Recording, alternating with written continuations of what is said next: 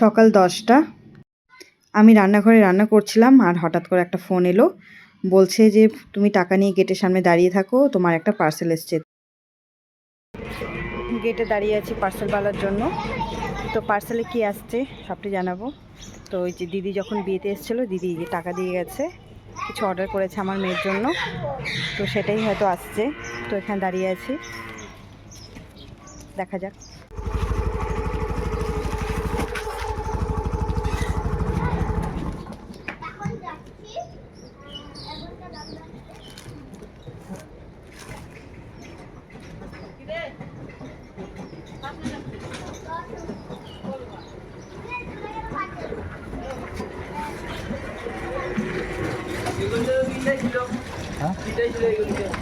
তিনটাই তো বললাম।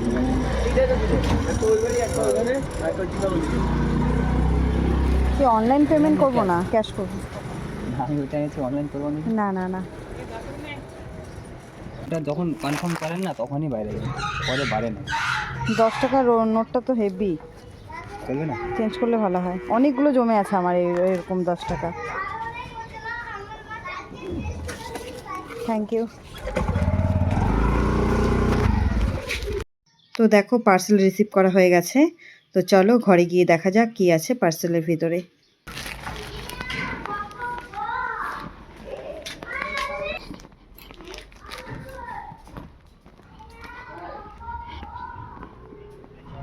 এই যে তোমার পার্সেল এসে গেছে।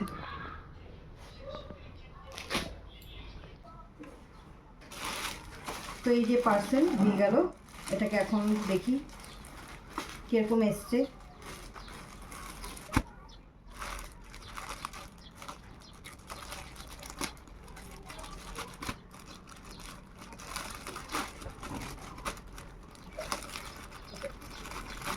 ঠিক আছে,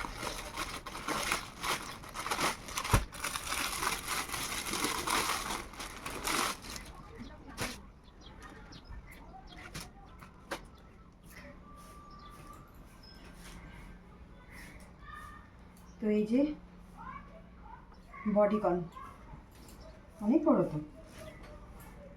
কিছু হয় না, দেখে পরে লং হলেই ভালো। তো এই যে একটা বডিকন, অনেকটা লম্বা এসছে, এটাকে কাটিং করতে হবে।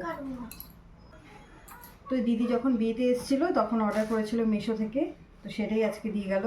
এপ্রিলের 6 তারিখে মেয়ের যেহেতু বার্থডে আছে, তো এর মধ্যে ও আর আসতে পারবে না, তো অনলাইন থেকে অর্ডার করে দিয়েছিল ওর জন্য এটা বার্থডে গিফট। তো আজকে এলো, তোমাদের সেটাই দেখালাম। অনেকটা লম্বা এসছে, দেখা যাক এটাকে কি করা যায়। তো এই যে বডিকন মেয়ে পরে নিয়েছে, দেখাও মাম্মা সামনে থেকে। তো সব কিছুই ঠিক আছে, লম্বাটা একটু বেশি, পিঙ্ক কালারে এসছে। যখন অর্ডার করেছিলাম ব্রাউন ব্রাউন ছিল, কিন্তু পিঙ্ক ছিল, আমি তো ব্রাউন ব্রাউন দেখছিলাম। তো যাই হোক, তো এই যে পিঙ্ক কালারের এটা, সব কিছুই ঠিক আছে, শুধু লম্বাটা একটু বেশি লম্বা হয়ে গেছে, এটাকে একটু কাটিং করতে হবে, তাছাড়া সব কিছুই ঠিক আছে। কেমন লাগছে অবশ্যই জানিও। তো মাসির তরফ থেকে মামামের জন্য চলে এসছে গিফট। আর আমার দিদির বিয়ের ভিডিওগুলো খুব তাড়াতাড়ি তোমাদের সামনে নিয়ে আসবো। আর কেমন লাগছে আমার মেয়েকে এই ড্রেসটা পরার পর। পিছনটা দেখাও মামা, পিছনটা দেখাও। এই যে পিছনটা, এটা বেশি দাম নয়, ওই 485 রুপিস নিল। ড্রেসটা কিন্তু খুবই সুন্দর এসছে।